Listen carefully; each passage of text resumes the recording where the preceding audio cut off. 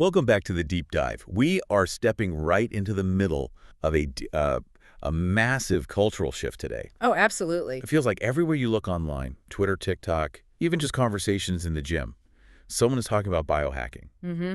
It's the zeitgeist right now. Right. You know the vibe I'm talking about.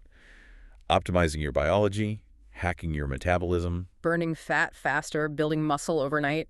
basically trying to age in reverse. We have moved way past just diet and exercise or, taking a multivitamin. Everyone is looking for that biochemical edge. Exactly. And front and center of this revolution are, well, peptides. Names that used to be buried deep in medical textbooks. Yes. GLP-1s, BPC 157, ipamorelin, they're suddenly trending hashtags. But here's the catch, and it is a massive one. Okay. While there are legitimate life-changing medical treatments, there's this parallel universe operating right alongside them. A booming online gray market. A booming gray market where you can get vials of this stuff for a fraction of the price. And that's exactly where the hack becomes a gamble, a much bigger gamble than people realize. Right. And that is what we are unpacking today.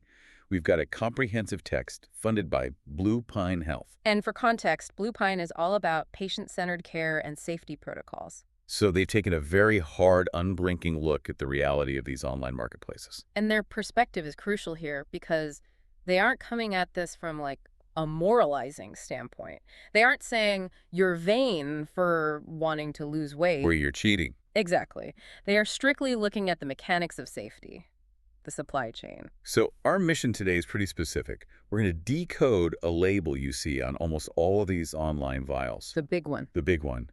Not for human use. We want to understand why that label is there, what it means legally and physically, what's happening inside that vial. We're looking at the massive gap between the marketing promise, the biohack, and the molecular reality. Okay, so let's start with the assumption.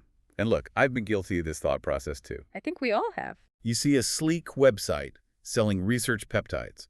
The bottle says, research purposes only. The immediate thought is, okay, nudge, nudge, wink, wink. Right. It's just a loophole, right? So they can sell it without FDA approval. That is the standard interpretation. It's the forum logic. You assume the liquid inside is the exact same stuff you'd get from a doctor. Just with a "for lab rats only" sticker to bypass the bureaucracy, you think you're outsmarting the system. But the source material just shuts that down immediately. Completely. According to their analysis, that label isn't a formality. It's not a clever workaround. It's a literal warning. It is a literal warning. When a vendor slaps "not for human use" on a vial, they are legally declaring that the product has bypassed all the fundamental safety pillars. It's a disclaimer of liability. So it's not just paperwork. We're talking about the physical manufacturing process being different. We're talking about the entire supply chain being different. The source highlights this idea of a verification void. A verification void. I like that. In legitimate pharma, you have 5 non-negotiable standards: sterility, purity, potency, stability, and accurate dosing. Okay. When you buy research chemicals, you aren't just losing the FDA stamp. You're often losing all 5 of those pillars. Let's drill down into those because sterility, that sounds like a simple yes or no question. Yeah. Either it's clean or it isn't. It's actually a spectrum of risk. In pharma, sterility means manufacturing in like an ISO-certified clean room. Right, I'm picturing the full hazmat suits, the air filters. Exactly. Negative pressure environments. It guarantees no bacteria, no fungi, no viruses in that vial. And in the research market. There is zero requirement for that. These peptides are often synthesized in non-sterile facilities, maybe overseas, in multi-use chemical factories. Oh, wow. And then shipped as bulk powders. These powders get reconstituted and bottled in conditions that could be a residential kitchen, a garage. A dusty warehouse backroom. You're kidding. That's the reality. So you might have the peptide, but you also have whatever was floating in the air that day. Dust, mold, spores. Precisely. And that leads us to purity. This is the big one. Purity doesn't just ask, is the drug in there? It asks, is only the drug in there? The source mentions that research purity is often verified by something called a COA, a certificate of analysis. But there's a catch. A huge catch. In the gray market, COAs are often faked, photoshopped, or they're just provided by the manufacturer themselves, not a third party. So not exactly independent. No. But even if the testing is real, it's usually just checking for the presence of the peptide. It confirms, yes, this is semaglutide. It doesn't do a deep sweep for contaminants. So it confirms the ingredient list, but ignores all the pollutants. Exactly. It misses that it might be 90% semaglutide and 10%. Who Mhm. knows? Filler, synthesis byproduct, something else. That brings us to stability. Peptides are fragile things, aren't they? Extremely fragile. They're just chains of amino acids. They break apart if they get too hot, if they're shaken too much, if the pH is off. So if that vial sat in a hot shipping container for a month, The peptide might have shattered into useless fragments. which connects directly to potency and dosing. If it degraded, a 5 milligram dose might actually be 1 milligram. Or, and this is scarier, it could be highly concentrated. There's no batch testing requirement. Right? In pharma, every single batch is tested for uniformity. In the Wild West of research chemicals, batch A might be weak and batch B might be an overdose. You're guessing every time. The source calls it the Wild West of manufacturing. And it makes sense, because the label says not for human use. No regulator is ever going to inspect their equipment. No one is checking the air filters. No one is swabbing the surfaces. You're operating entirely on trust with a vendor who has explicitly told you in writing, do not use this. That's the paradox, isn't it? Yeah. We trust them despite their warning. Okay, so we've established what's missing, the safety net. But the Blue Pine Health text gets into what is actually found inside these vials. This is the yuck factor part of the deep dive. It's the part that usually changes people's minds. When independent labs test these vials, the results are startling. It's not just about what's missing, it's about what's added. Exactly. So run us through the inventory of horrors. We'll start with the obvious. Incorrect concentration. Vials with 0% of the active ingredient. So expensive water. Expensive water. And others with 500% of the stated dose.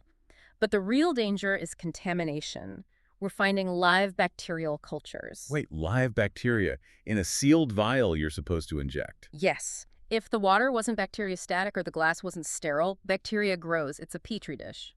But even if the bacteria is dead, you have endotoxins. I want to pause on endotoxins because the source flags this as a huge risk. It sounds like something from a sci-fi movie. What are they? Think of endotoxins as the skeletons or shrapnel of bacteria, specifically lipopolysaccharides. When bacteria die and break apart, they leave these toxic cell wall fragments behind. So even if you kill all the bacteria, the endotoxins remain. They remain, and your body reacts to them violently. How so? Your immune system recognizes that structure as enemy. It triggers a massive inflammatory response. Fever, chills, body aches. It's a false infection that causes real systemic inflammation. That sounds miserable. But the list goes on. Heavy metals. Unfortunately, yes. Heavy metals like lead, mercury, arsenic are often used as catalysts in chemical synthesis. To make the reaction happen. Right. In a pharmaceutical setting, there are rigorous purification steps to wash these out. But in a gray market lab. Those steps are expensive. They take time, specialized equipment, so they get skipped. You end up with residual heavy metals in the final product. And solvents. We're talking about industrial chemicals. Things like acetonitrile or trifluoroacetic acid, used to dissolve the amino acids. Again, if you don't scrub the final product properly, those solvents stay in the solution. This brings us to a critical point for the text. This isn't like eating a contaminated burger, is it? Not at all. It's all about the route of entry. What do you mean? I mean, your body is designed to defend itself. Your skin is a barrier. Your stomach has acid. Your liver filters the blood coming from your gut before it goes everywhere else. We have a fortress built in. Exactly. But an injection is a Trojan horse. It bypasses the fortress walls entirely. You're delivering that payload bacteria, endotoxins, heavy metals directly into your bloodstream or muscle. You're mainlining the toxins. No filter. No filter. Once it's in the vein, it has a free pass to your heart, your brain, your kidneys. The bioavailability is 100%, and that includes the contaminants. So let's look at the biological consequences. What happens physiologically? The source breaks it down into immediate and long-term risks.